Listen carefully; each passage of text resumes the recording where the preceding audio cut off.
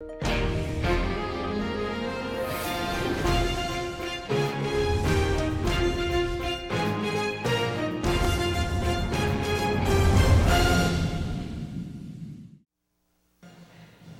tal? Buenas noches. Tengan todos bienvenidos a una nueva edición de FETV Diario, a toda la información nacional e internacional para hoy, 4 de junio de 2018. Gracias por acompañarnos. Adaluz, buenas noches. Buenas noches, Lourdes. Buenas noches, amigos televidentes. Así es, arrancando una semana más de información. Vamos a iniciar de inmediato con los titulares. Estos son los titulares para hoy lunes 4 de junio. Ejecutivo avanza en conversaciones sobre convocatoria a la constituyente.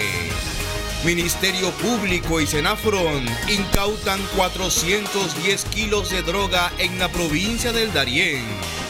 Cárcel de Punta Coco reiniciará sus funciones.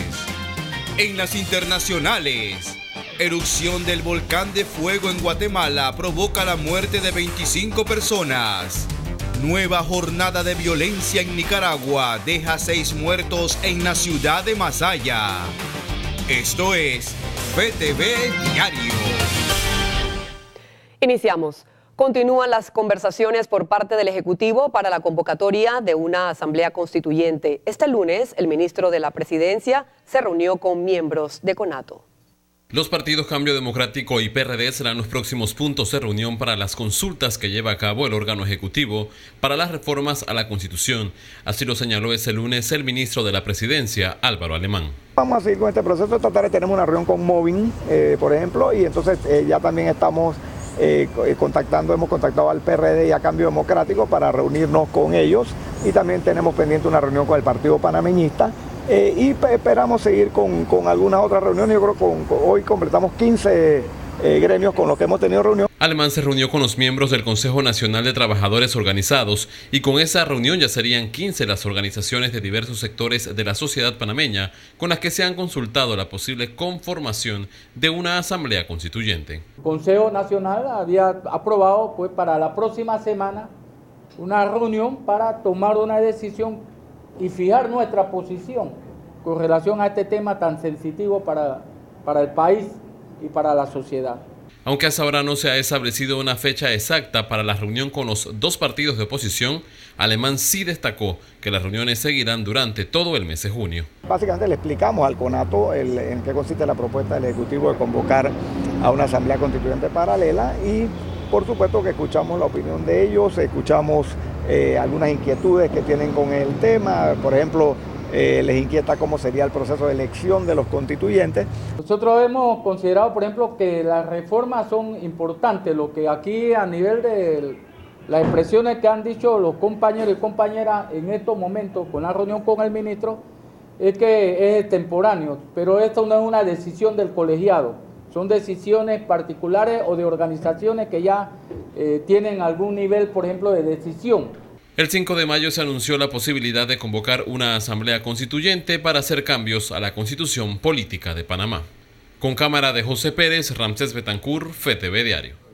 El Servicio Meteorológico de TESA informó cuáles serán las condiciones climáticas de Panamá. Según los expertos, para esta noche se esperan lluvias con mayores acumulados en las provincias centrales, Veraguas y Chiriquí debido al desplazamiento de onda tropical, lo cual es normal en la temporada lluviosa.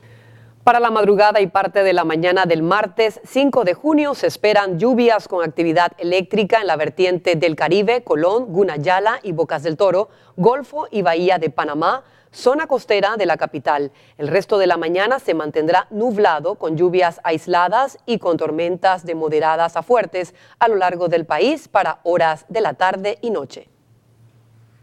Bueno, ya lo sabe, el 15 de junio será el día tope para que el Pacto de Estado por la Justicia entregue informes sobre los aspirantes a la Corte Suprema de Justicia al Ejecutivo. Un informe sobre los aspirantes a la Corte Suprema de Justicia inició a prepararse ese lunes en la Procuraduría de la Administración, ya que el pasado martes culminaron las pruebas psicométricas de los aspirantes. La reunión de hoy era para ver el resultado de la última fase que se hizo, porque acuérdense que ahí se hicieron una serie de evaluaciones. La próxima reunión, que está fijada para este miércoles a las 3 de la tarde, en conjunto con lo que vimos hoy, más la primera fase que fue pública, nos va a servir para comenzar a elaborar el informe.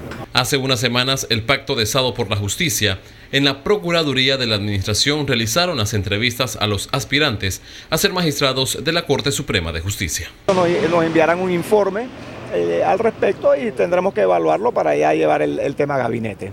La reunión de ese lunes tenía como objetivo ver los resultados de las pruebas que se realizaron en los últimos días a los aspirantes.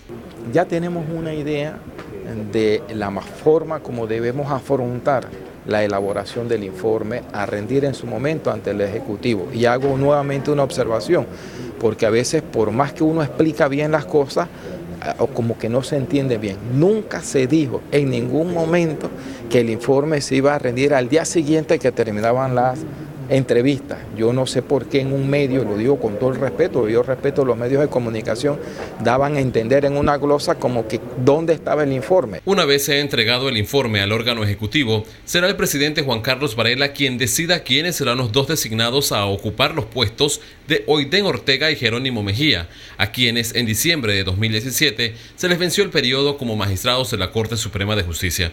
Una vez sean designadas las dos personas, quedará en manos del órgano legislativo aprobar o rechazar estas designaciones. Siempre hemos dicho que el informe se va a entregar oportunamente al Ejecutivo como tarde el viernes 15 de junio. El informe, que será entregado por el Pacto de Estado por la Justicia, tendrá diversos aspectos que fueron evaluados por los miembros del Pacto de Estado y destacan que serán lo más objetivos posible. Con cámara de José Pérez, Ramsés Betancourt, FETV Diario.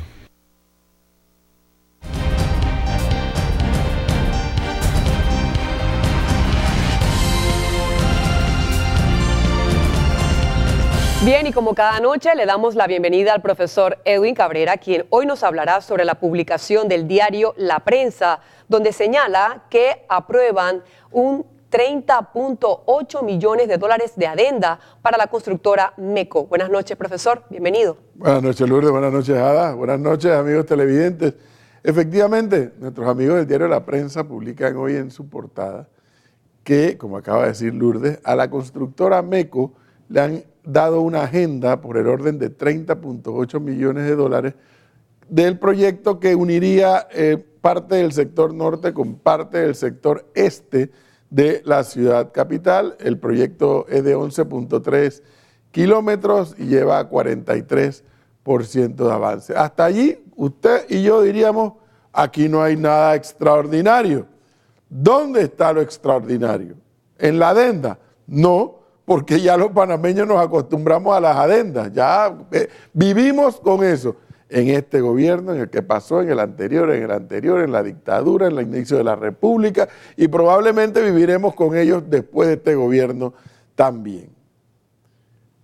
El pero que surge de esta noticia que publica el diario La Prensa hoy en su portada es que es a quién le dan esta adenda por 30.8 millones de dólares. A una empresa constructora cuyo nombre es MECO.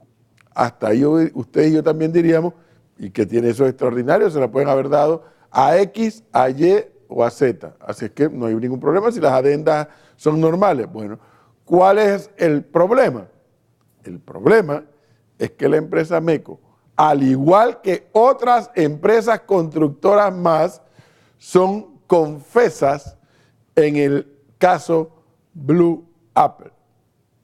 En el caso Blue Apple, en una píldora les recuerdo que es un grupo de constructoras que desarrollaban obras en este país, que construían obras en este país, obras del Estado panameño, y que el cálculo es que habrían desembolsado entre todas unos 40 millones de dólares para agilizar los trámites. Pero el asunto aquí es que todas las empresas que están en Blue Apple son confesas. Dijeron, sí, nosotros, yo, él, aquel, el otro, entregamos plata a fulanos de tal, a uno, a varios directivos o directores del Ministerio de Obras Públicas de la administración pasada para agilizar trámites. Entonces, ¿qué ocurre acá? ¿Cómo es posible que una empresa confesa de pagar para agilizar trámites, que está desarrollando en estos momentos varias obras del Estado, nadie sale a explicar por qué tiene un incremento, un incremento, porque es una adenda para darle 30.8 millones de dólares más. Cuando usted lee la noticia, cuando se hizo el pliego y la licitación y la orden de proceder y etcétera, calcularon que si la obra costaba tanto, calcularon un adicional de 3 millones y tantos de dólares. O sea, si la obra costaba, supongamos, 100 millones, no, que costaba, no sé si cuesta 100 millones, más o menos, pues le añadieron 3 millones más por cualquier contingencia. Bueno, la adenda es 10 veces esos 3 millones de contingencia, de 30.8. ¿Cuál es el tema aquí? El tema es que nadie, ni en el Ejecutivo, ni en el Ministerio Público, ni el Ministerio de Obras Públicas, que es parte del Ejecutivo, salen a explicarnos a los panameños cómo es posible que una empresa que está confesa de haber pagado para agilizar trámites, le hace coimas, por amor a Dios. No solamente continúa con proyectos del Estado, sino que además le firman adendas. ¿Cómo explicar eso? Fíjese usted las cosas de la vida. Probablemente tienen una explicación, pero no la dan. Y como no la dan, cada uno de nosotros podrá llegar a su propia conclusión de qué es lo que está pasando. Y como cada uno de nosotros podemos llegar a nuestra propia conclusión, habrá quienes dejemos en punto suspensivo, bueno, vamos a esperar la explicación, y habrá quienes llegarán a la conclusión, ahí están coimeando, ahí están robando. Y probablemente no están coimeando, probablemente no están robando. Pero como nadie sale a explicar, los panameños tenemos derecho entonces a llegar a nuestras propias conclusiones. Algún día, y digo que algún día porque esta es una situación ya regular, que los gobiernos no dan explicación alguna, y entonces ¿qué es lo grave de esto? Que los gobiernos se molestan porque o nosotros los medios o cada uno de ustedes, los ciudadanos, comienza a dispararse por su cuenta en cuanto a por qué están haciendo esto, aquello o lo otro. Entonces, no se puede molestar, señores del gobierno. Si a renglón seguido de haber otorgado la adenda, inmediatamente hubieran salido a explicar por qué se hace, cómo se hace y por qué esto no está violando ni la ley, ni la investigación del Ministerio Público, ni nada que se le parezca, tal vez bajarían el clima o de cuestionamiento o de especulación. Pero en un mundo moderno, donde además de los medios de comunicación social tradicionales, están las redes sociales, donde cada uno ahí dispara lo que le parezca, de manera responsable o de manera irresponsable, entonces, señores del gobierno, no se quejen. ¿Qué les cuesta salir a dar una explicación? Y no solamente una explicación, una justificación y una sustentación de cómo, si habían calculado 3 millones de excesos o de imprevistos, ahora hay una adenda 10 veces más alta de esos imprevistos por 30.8 millones. ¿Cómo explicar eso? Bueno, si hay sustentación, por amor a Dios, denla. Denla porque de lo contrario el manto de duda queda esparcido. Yo no voy a discutir que la obra es necesaria o no.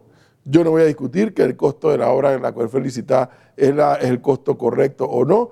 Yo no voy a discutir, porque yo trato de usar mi sentido común, que usted pudo haber pactado una obra por tanto y en el camino salieron una serie de imponderables como el incremento del salario mínimo, como la huelga, digo yo, de Suntrax, etcétera, y eso eleva los costos. No, eso no lo voy a discutir porque me lo han explicado. Pero lo que sí requiere una explicación es que haya aumentado en 10 veces más ese excedente, de 3 millones a 30.8 millones. Pero además, y esa es una realidad objetiva de una empresa que está confesa en el caso Blue Apple. Si no se dan explicaciones, entonces no hay que quejarse porque lleguemos a nuestras propias conclusiones. Y eso que advierto, yo aquí no estoy sacando una conclusión, porque reitero, no estoy diciendo que están robando, no estoy diciendo que están coimeando, no estoy diciendo que están inflando la cifra, no estoy diciendo nada de eso. Lo que estoy diciendo es hay que dar explicaciones y sustentar esas explicaciones con los números, con los hechos. ¿Por qué hubo un incremento de tanto a tanto? Si no hay explicación, no se quejen de la especulación.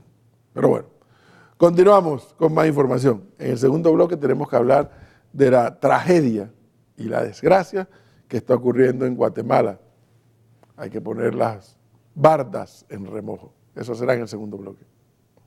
Muchísimas gracias, profesor. Estaremos muy pendientes a este segundo análisis, pues una lamentable noticia que ocurrió este fin de semana en Guatemala. Vamos entonces a conocer más del acontecer internacional.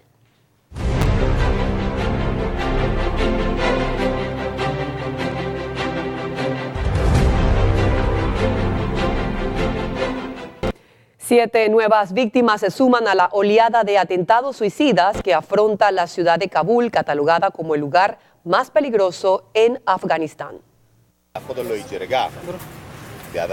Un atacante suicida se hizo estallar en Kabul el lunes, dejando al menos 7 personas muertas.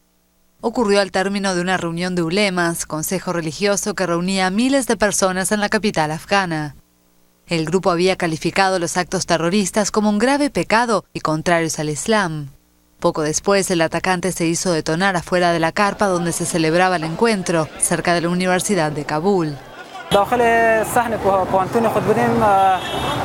Estábamos estudiando en la universidad cuando escuchamos una gran explosión que sacudió nuestra clase. Según las autoridades, la mayoría de las víctimas mortales eran vecinos del barrio. El ataque dejó además varios heridos.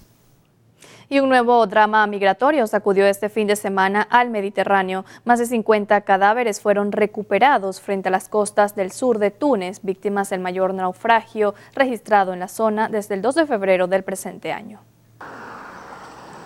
Decenas de migrantes murieron el fin de semana frente a las costas de Túnez y Turquía, intentando llegar a Europa. Unas 70 personas pudieron ser socorridas y se recuperaron casi 50 cadáveres, pero las autoridades estiman que muchos más podrían haber muerto. El bote tenía una capacidad máxima de 75 a 90 personas, pero éramos más de 180. La embarcación fue avistada por la noche cuando estaba a punto de hundirse cerca del archipiélago de Kerkená. Entre los migrantes rescatados había 60 tunecinos, un libio y 7 personas originarias de países del Magreb o el África subsahariana. Se trata del naufragio de migrantes más mortífero registrado en el Mediterráneo desde el 2 de febrero, cuando 90 personas, en su mayoría pakistaníes, murieron ahogadas frente a las costas de Zuara, en el oeste de Libia. Y como dijéramos, en Guatemala, después de 16 horas y media de actividad volcánica que expulsó material lodoso caliente, causó la muerte de 25 personas que habitaban en las faldas del volcán de fuego. La potente erupción del volcán de fuego en Guatemala dejó el domingo al menos 25 muertos y más de 1,7 millones de afectados. El volcán expulsó enormes columnas de ceniza y flujo piroclástico y afectó sobre todo a los departamentos de Escuintla, Zacatepeques y Chimaltenango, según la Coordinadora Nacional para la Reducción de Desastres, CONRED. Venía la gran correntada de lava allá arriba, entonces lo único que nos dio tiempo fue salir huyendo con nuestra familia y lo demás aquí se quedó. Y saliendo de la duda yo vine a ver cómo estaba aquí nuestra casa, ¿va? Y está hecho un desastre, pero ¿qué se puede hacer si es cosa de Dios? Las tareas de búsqueda de fallecidos o desaparecidos se suspendieron durante la noche por falta de luz y se reanudaban la madrugada del lunes. La erupción finalizó luego de 16 horas y media de actividad, pero el Instituto de Vulcanología alertó sobre la probabilidad de una reactivación. Y en Nicaragua, una nueva jornada de violencia entre manifestantes y antimotines dejó un saldo de 6 muertos en la ciudad de Masaya. Al menos 6 personas murieron el sábado en Nicaragua en una nueva jornada de protestas, saqueos y disturbios. Manifestantes se enfrentaron con morteros de fabricación casera a las fuerzas antimotines en la ciudad de Masaya, convertida en un campo de batalla donde vecinos denunciaron la presencia de francotiradores en la sede de la policía. Las autoridades informaron que grupos delincuenciales encapuchados con armas de fuego y morteros realizaron actos terroristas. y que fueron capturadas 11 personas. Estamos siendo atacados, ¿verdad?, por la policía orteguista, por los asesinos, por los francotiradores genocidas, que únicamente estamos defendiéndonos, ¿verdad?, de este régimen asesino. 5 personas murieron en Masaya y un estadounidense fue asesinado en Managua, según informó la Asociación Nicaragüense de Protección a Derechos Humanos y confirmó más tarde la embajadora estadounidense Laura Dogu. La policía responsabilizó nuevamente a grupos delincuenciales y denunció además disturbios en al menos 6 ciudades, en ataques que atribuyó a la derecha. Más de 100 personas han muerto desde el 18 de abril en las protestas en Nicaragua que exigen la renuncia del presidente Daniel Ortega. Y nos vamos hasta Sudamérica, donde durante un discurso el presidente de Chile, Sebastián Piñera, advirtió a la OEA que la acción internacional para recuperar la democracia y los derechos humanos en Venezuela no solo es necesaria, es indispensable. El presidente chileno Sebastián Piñera pidió el domingo al panel de expertos de la Organización de Estados Americanos que evaluó posibles crímenes de lesa humanidad en Venezuela que envíe sus conclusiones a la Corte Penal Internacional.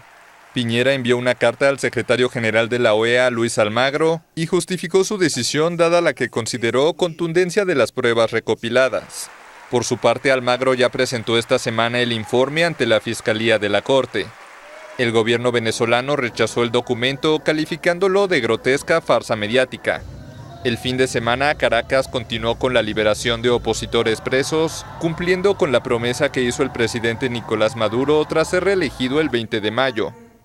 A pesar de ello, Estados Unidos aseguró el domingo tener apoyo en la OEA para votar una resolución que desconozca la reelección de Maduro e inicie el camino para suspender al país caribeño del organismo regional por ruptura del orden democrático. La situación de Venezuela se analizará en la Asamblea Anual de la organización, que se realiza el lunes y martes en Washington.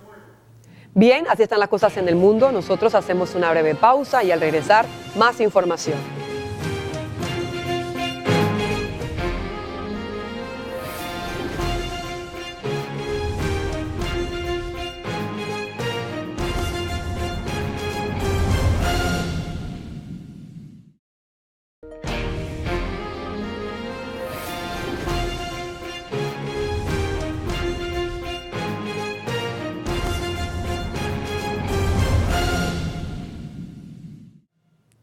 Estamos de regreso con más de FTV Diario. Le damos también un cordial saludo a todos los que nos escuchan a través de los 94.1 de Radio Hogar. Vamos de inmediato con las notas eclesiales.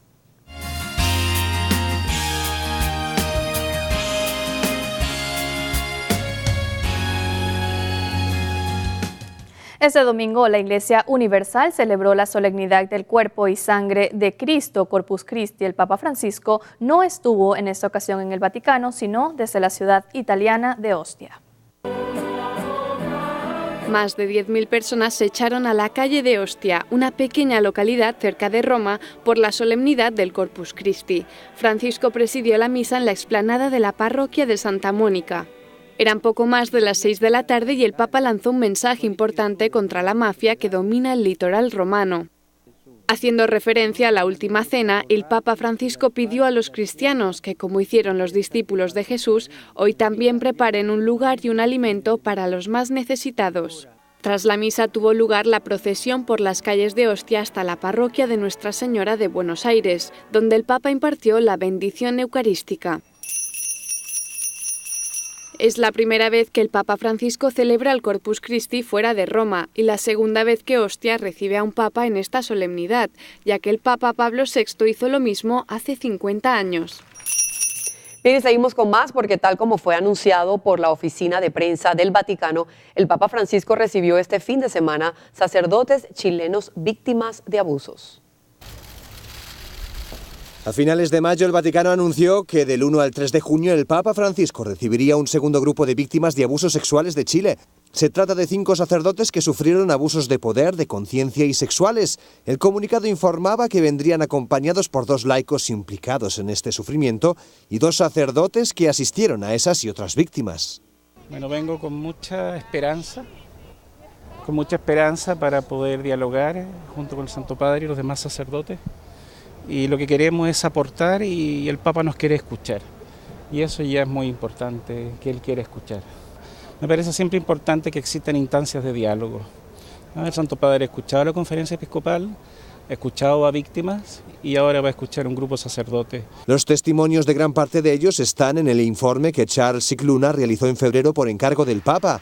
Tras conocer su contenido, Francisco convocó a un primer grupo de víctimas a finales de abril y a todos los obispos de Chile a mediados de mayo. Lo hizo a través de una carta en la que solicitó su colaboración para reparar en lo posible el escándalo y restablecer la justicia. Y es que durante su viaje a Chile, el Papa salió en defensa de un obispo acusado de encubrir al sacerdote que el Vaticano condenó por abusos, Fernando Caradima. Francisco reconoció que había incurrido en graves equivocaciones y pidió medidas a corto, medio y largo plazo para restablecer la comunión eclesial en Chile. Y este año se realizó la Jornada Mundial de las Comunicaciones bajo el lema "La verdad los hará libres". El Papa Francisco, quien animó esta jornada, se reunió hoy con periodistas y les ha dado 3 claves para vivir una comunicación de paz. El Papa Francisco se ha reunido con una delegación del Premio de Periodismo Internacional Biagio Áñez, que recuerda a uno de los periodistas italianos de mayor notoriedad. Precisamente su hija y presidenta de la fundación saludó al Papa tras narrarle las dificultades de la profesión del periodista. El Papa explicó que él mismo ve en sus viajes cómo ha cambiado el modo de trabajar de los periodistas. Por ejemplo, ahora es posible hacer un programa desde un smartphone sin tener un grupo de teleoperadores. Les dio 3 claves para ejercer su profesión: periferia, verdad y esperanza. Contar las historias de las personas más olvidadas, contar los hechos como son y no basados en opiniones personales, y compartir los problemas del mundo desde un punto de vista responsable que invite a tener esperanza. Y en el plano local, los obispos panameños expresan su solidaridad y oración a la Iglesia y el pueblo en Guatemala por el sufrimiento y dolor ocasionados por la pérdida de las vidas de sus familiares heridos y afectados por la erupción de un volcán en este país. Solo ante una situación como esta, la fe cimentada en aquel que no nos abandona puede ser el bálsamo que atenúe un poco el dolor, tal como dice el Evangelio de San Mateo. He aquí que yo estoy con vosotros hasta el final de los tiempos. De esta manera se manifestaron los obispos de la Conferencia Episcopal Panameña mediante un comunicado. Y en otro tema, la campaña arquidiocesana continúa su fase de solidaridad con la entrega de las alcancías en los hogares y comercios. Miles de familias en el territorio panameño recibirán la tradicional alcancía que se distribuye desde hace 43 años. Gracias al aporte de todos, la Iglesia Católica se sostiene y realiza diversos programas durante todo el año. Esas alcancías serán distribuidas desde el domingo 10 de junio y permanecerán en los hogares hasta el 22 de julio. Bien, y seguimos en el plano nacional, una operación de seguimiento. Las autoridades del Ministerio Público y agentes del Senafrón realizaron varios allanamientos donde descubrieron 410 kilos de cocaína enterrados en 2 fincas en Metetí, provincia de Darién. Durante el operativo, donde fueron incautados un arma de fuego y municiones calibre 38, fueron detenidos 2 panameños y una mujer que mantenía en su poder varios pasaportes, entre ellos colombiano y venezolano. Y grupos de la sociedad civil critican la decisión del Ejecutivo de reabrir la cárcel de Punta Cocos. La cárcel de Punta Cocos, que ha sido adaptada a todas las normas de derechos humanos que se ha solicitado, a todos los reglamentos, se cerró por un tiempo, hicieron los cambios recomendados y el decreto, la primera va a ser esa, pero se van a ver otras. Desde el pasado viernes que se indicó por parte del presidente de la República, Juan Carlos Varela, y el ministro de Seguridad Pública, Alexis Betancourt, la reactivación de la cárcel de Isla Punta Coco, las reacciones no se han hecho esperar. El defensor del pueblo, Alfredo Casillero Hoyos, dice que si el centro penitenciario no contara con las condiciones adecuadas para los reos, no será correcto reabrir el penal. Abogamos porque como mínimo el Estado cumpla con el compromiso autoasumido después de la presencia en Panamá de la Comisión Interamericana a través de una nota de prensa de Cancillería de humanizar ese penal insular. Para Dionisio Rodríguez, presidente del Colegio Nacional de Abogados, enviar a los detenidos a la isla Punta Coco sería vulnerar los derechos humanos de los reos. Consideramos de que esto vulnera derechos fundamentales, vulnera derechos humanos en cuanto, e inclusive creo que la Convención en cuanto a reclusos y personas detenidas, por razón de que recuerda que todo detenido tiene que tener acceso a sus familiares, tiene que tener acceso a sus abogados de la forma más rápida y en ese sentido yo creo que establecer una isla penal, creíamos que habíamos superado esto cuando se eliminó la isla de Coiba. Durante el fin de semana, la Secretaría de Comunicación del Estado informó por medio de un comunicado que una comisión del órgano ejecutivo, encabezada por el ministro de Gobierno Carlos Eduardo Rubio, el viceministro de Seguridad Jonathan del Rosario y el director del sistema penitenciario Armando Medina, recorrieron el centro de detención preventiva Punta Coco, donde se verificó que cuenta con las máximas condiciones de seguridad para garantizar el buen resguardo de las personas privadas de libertad de peligrosidad extrema. Debemos de quitarnos de la mente el hecho ese de alta peligrosidad y verdaderamente hacer cárceles acá que cumplan con los derechos fundamentales y los convenios internacionales. La peligrosidad la vamos a determinar una vez efectivamente sean condenadas estas personas y en ese sentido yo creo que se puede hacer a través de las cárceles que tenemos acá. Esos 100 millones de dólares que se gastaron en una cárcel se pueden adaptar para que se trate de una cárcel de alta peligrosidad. En 2017 las autoridades informaron de la remodelación de la cárcel Punta Cocos. En 2016 el Estado panameño se vio obligado por parte de la Comisión Interamericana de los Derechos Humanos a sacar de las instalaciones a unos 6 reos. Lo correcto es que ese penal se mantenga, según la medida cautelar, cerrado. Ramsés Betancourt, FTV Diario. Bien, y cambiamos de asunto. En un comunicado difundido hoy lunes por el Ministerio de Trabajo, se informó a la población que, en atención a las denuncias hechas por el director del Servicio Nacional de Migración, Javier Carrillo, y listas aportadas por la institución, se corroboró que de 600 extranjeros, 300 tramitaron permisos laborales con estatus migratorio fraudulentos. En base al decreto ejecutivo número 24 del 30 de mayo que reglamenta la medida del Ministerio de Trabajo, procederá con la cancelación de estos permisos. Igualmente, Mitradel publicará en su portal digital los nombres de los extranjeros cuyos permisos fueron revocados. De esta manera, exhortamos a todos los empresarios que estén pendientes de los listados que se publicarán a efecto que tomen las medidas correspondientes y evitar futuras sanciones por el incumplimiento de las mismas. Bien, en otro tema, este lunes, locales comerciales en calle 12 y 13 de Santa Ana fueron visitados por la Autoridad de Aseo Urbano y Domiciliario mediante un operativo para inspeccionar que se esté cumpliendo con la buena disposición de la basura.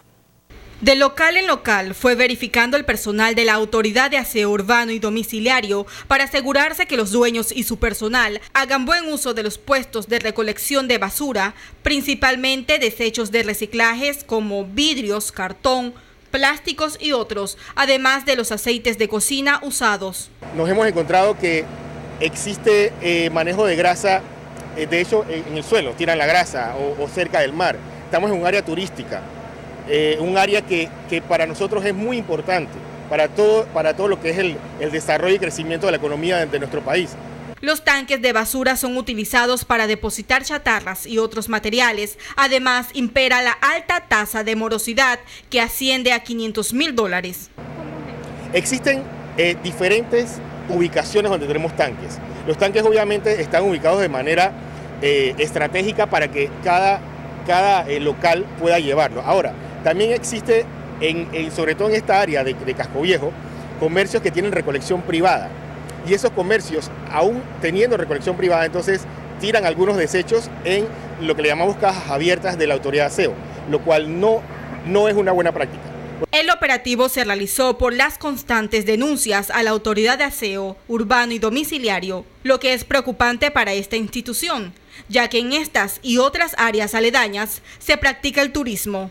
Con cámara de Gary Acosta, Jennifer Sanjur Padilla, FTV Diario. Bien, hacemos una breve pausa. Usted siga con nosotros, que al regresar el profesor Cabrera nos hablará sobre la catástrofe registrada en el hermano país Guatemala durante este fin de semana, que cobró varias vidas y daños cuantiosos. Esto fue la erupción del volcán de fuego en ese país. Ya regresamos.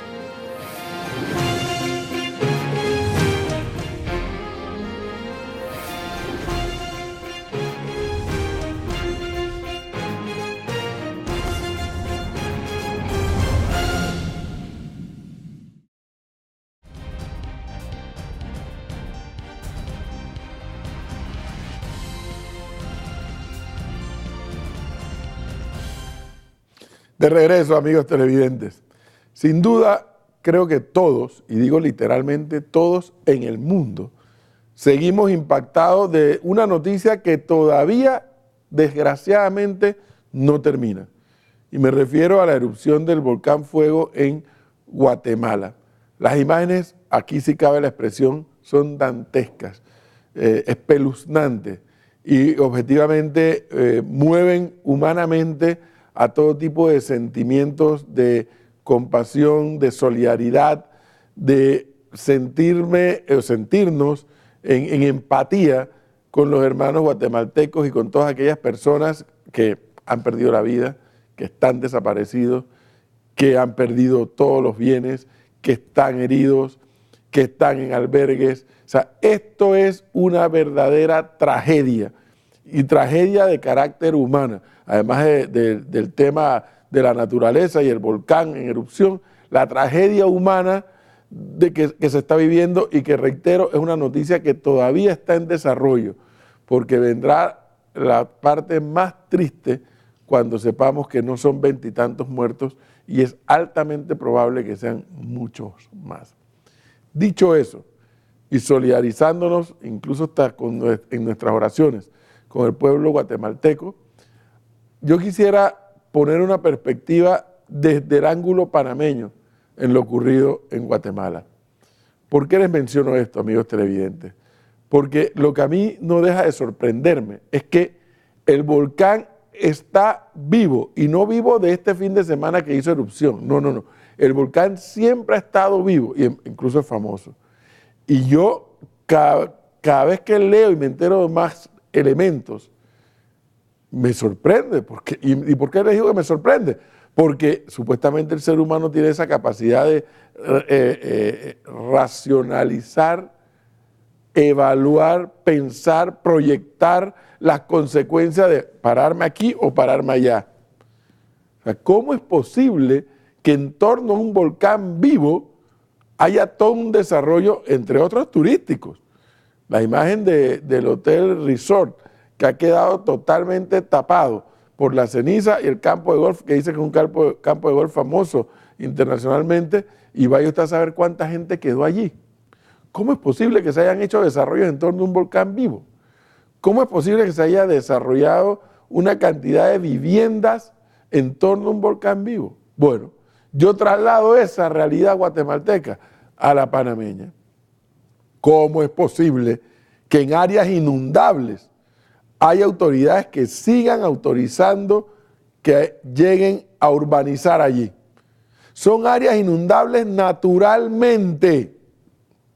Entonces, ¿qué pasa? Cuando llueve más de lo previsto, esos ríos, esos riachuelos, esos afluentes, van a buscar su cauce natural. Y entonces nos encontramos con estas noticias cada cierto tiempo que ocurren acá en Panamá.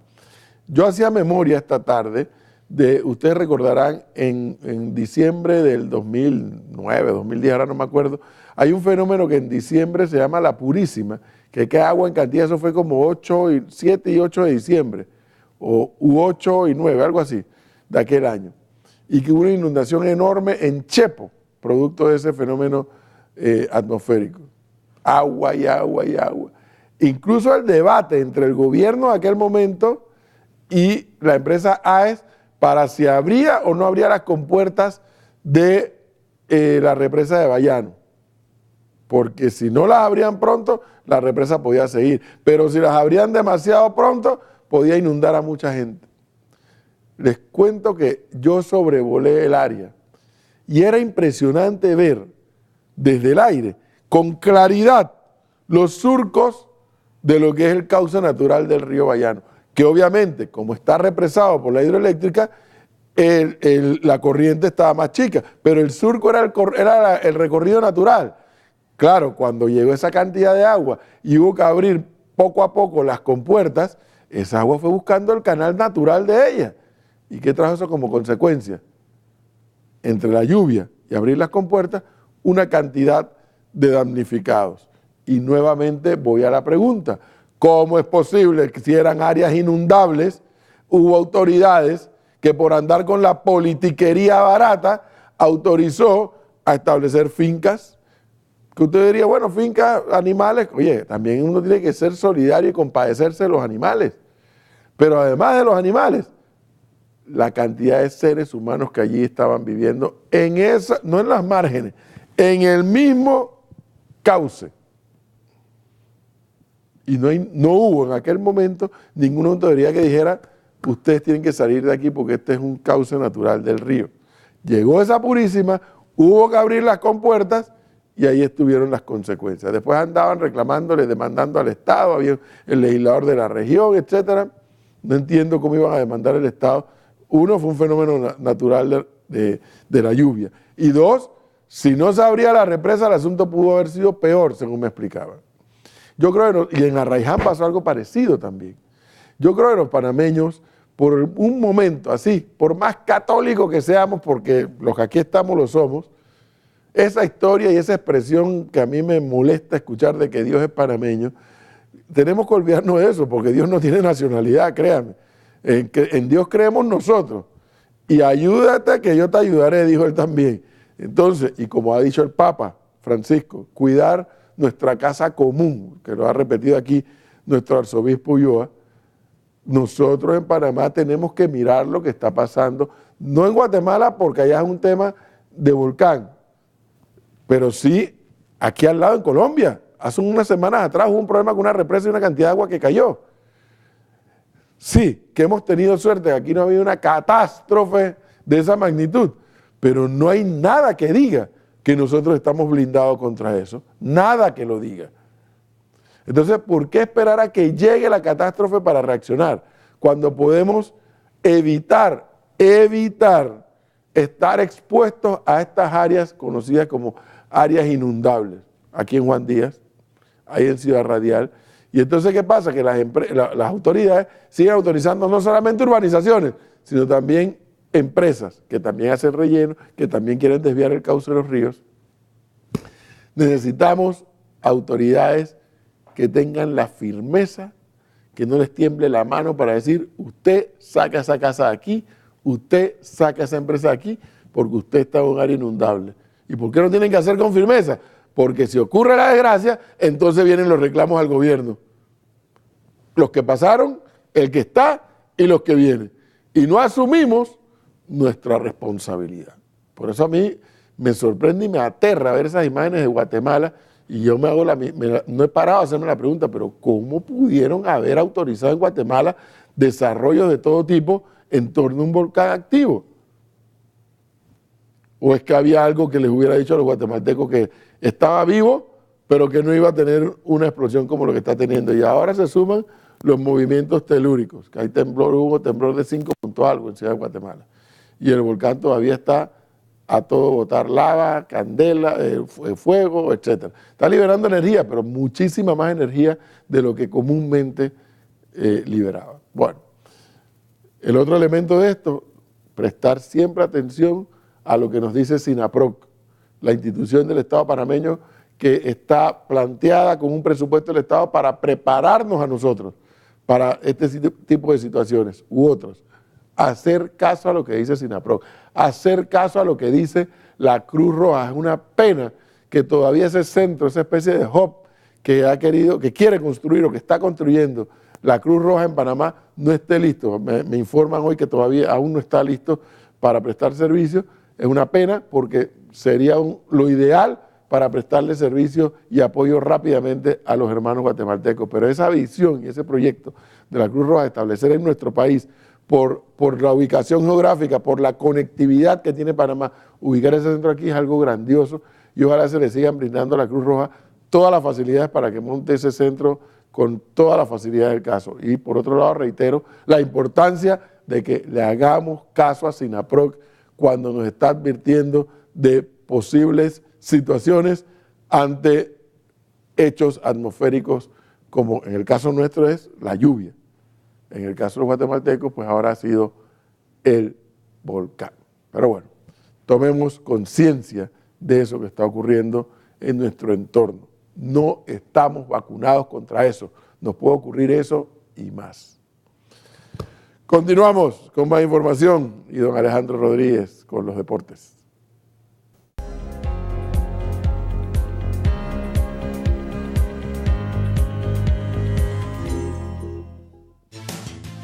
Gracias, buenas noches. Estamos listos para el fascinante mundo de los deportes. Y vamos a arrancar de inmediato. Y es que Panamá volvió a entrenar en Oslo, Noruega, con miras al partido de preparación del miércoles frente al seleccionado local, donde el técnico Hernán El Bolillo Gómez probó el 11 titular con la novedad de Amir Murillo como volante. De acuerdo a la información que se maneja, el estratega Bolillo Gómez probó en el Aracen Stadium con un esquema 4-1-4-1 con Jaime Peredo en el arco, Adolfo Machado, Román Torres, Fidel Escobar y Eric Davis, Gabriel Gómez y Michael Amir Murillo, Aníbal Godoy, Edgar Joel Bárcenas y José Luis Rodríguez, y adelante como único delantero Blas Antonio Miguel Pérez. Este fue el segundo entrenamiento del seleccionado nacional en territorio noruego. El partido del miércoles 6 de junio iniciará a las 12 mediodía en el Uleval Stadium. Es que bueno, vamos a ver cómo le va a Panamá en este partido amistoso último de cara a lo que será el debut en el próximo Mundial de Rusia 2018. Nos vamos para Inglaterra y es que el atacante brasileño Neymar tuvo una espectacular reaparición este domingo tras una ausencia de 3 meses por una lesión en el pie y celebró con el cirujano después de marcar un magnífico gol. En su primer juego desde febrero, Neymar abrió el marcador en el triunfo de Brasil 2-0 sobre Croacia en el duelo amistoso disputado en Liverpool. Escuchemos a Tite, quien habló en conferencia de prensa luego del partido. Jogo de alto nível das duas equipes. Fue un partido jugado al más alto nivel. Ambos equipos jugaron muy bien. La calidad técnica de ambos equipos fue algo que tienes que relajarte y admirar con jugadores como Neymar, Fernandinho y Coutinho. Y el resultado de esto fue un verdadero espectáculo y un gran juego para los espectadores. Así es que vamos a ver qué trae Neymar en el Mundial luego de esa gran ausencia que ha tenido estos meses. Dicen que triunfos son amores, pero no necesariamente, y es que la despedida de la selección mexicana del Estadio Azteca ha terminado con victoria 1-0 sobre Escocia, pero la molestia de los aficionados que explotan contra el entrenador con gritos "fuera Osorio", el colombiano no convence a los seguidores 14 días antes de debutar en la Copa del Mundo. Escuchemos al técnico colombiano Juan Carlos Osorio. Hay un gran optimismo dentro del grupo, se percibe que hay un espíritu de compañerismo, de solidaridad, que nos va a llevar a competir a alta intensidad contra cualquier rival, y yo creo que con el talento que hay dentro de la nómina tenemos posibilidades contra cualquier rival. Hay que ver cómo le va a los mexicanos. Recuerden que el presidente les pidió el título, así que vamos a ver. Portugal, la actual campeona de Europa, y Bélgica, uno de los favoritos de cara al Mundial, empataron un encuentro muy táctico y poco visto. Roberto Martínez volvió a apostar por este 3-4-3 que tan buen resultado le está dando a Bélgica, con un 11 muy parecido al que utilizará en Rusia en su debut ante Panamá. Vamos a escuchar a Roberto Martínez, técnico de los belgas. Es la prueba que necesitábamos. En primer lugar, la actitud de los jugadores era admirable, la manera que trabajamos durante toda la semana. Necesitas una prueba como esta. Sentí que Portugal tenía mucha experiencia. La forma en que ganaron el campeonato europeo se estaba adoptando a lo que el juego necesitaba. Eso es Bélgica. Por otro lado, Inglaterra, con goles de Gary Cahill y Harry Kane, vencieron 2-1 a Nigeria el pasado sábado en un partido de preparación para la Copa del Mundo. El segundo rival de Panamá en Rusia, dirigido por Gareth Southgate, enfrentará a Costa Rica este jueves en su segundo y último partido amistoso antes de debutar en el Mundial frente a Túnez el próximo 18 de junio. Vamos a escuchar a Southgate, técnico de los ingleses. Sería fácil decir que fuimos conformistas. No creo que este sea el caso. Pensar que nos llevó 7 u 8 minutos controlar su cambio de sistema. Obviamente hicieron 4 cambios, se fueron a línea de 3. No resolvimos su centro del campo lo suficientemente rápido y tuvieron un largo pasaje de posesión que consiguieron detrás de nosotros. Fuimos un poco lentos para reaccionar en la parte posterior y luego estábamos en 2-1 y en realidad fue una muy buena prueba para nosotros. Recuerden que toda la cobertura del Mundial, día a día estaremos allá en Rusia, aquí en PTV Diario. Vamos a finalizar en Europa, y es que el Barcelona anunció ayer domingo que ha llegado a un acuerdo con Samuel Umtiti para la renovación de su contrato con el club hasta el 2023, 2 más de lo que restaba el anterior contrato que expiraba en el 2021. El jugador francés firmó su nuevo contrato este lunes a 10 horas, aprovechando uno de los permisos de concentración de la selección francesa. De esta forma, el conjunto blaugrana pone fin a uno de los culebrones de los últimos meses ya que el central de 24 años tenía una cláusula de rescisión de 60 millones que lo hacía una pieza codiciada en el mercado para clubes de la Premier League. La nueva cláusula de Umtiti se dará a conocer en las próximas horas. Así que bien por Umtiti, defensor del Barcelona. Vamos a escuchar lo que dijo luego de la renovación de su contrato. Yo aquí estoy muy feliz. Yo juego en el mejor equipo del mundo con Leo Messi, con todos estos jugadores, y desde el primer día cuando hemos empezado a hablar de renovar, quería renovar. Nunca he pensado en dejar el Barça. Sin duda una pieza fundamental para los blaugranas en lo que fue esta temporada, campeones de la Liga y de la Copa del Rey, y lo va a hacer con la selección de Francia en el Mundial. Es lo que tenemos en información deportiva para hoy. Seguimos con la parte final del noticiero. Muchísimas gracias a nuestro compañero Alejandro por la información deportiva. Queridos amigos, hemos llegado a la parte final de FTV Diario. Lourdes. Así es, Adaluz, amigos televidentes, ha sido un placer. Muchísimas gracias por acompañarnos cada noche. Los invitamos a que sigan en sintonía de FTV, porque ya inicia Buenas noches para todos con el padre Francisco Verar, la hermana Verónica y el tema María Fest. Bendiciones y que descansen.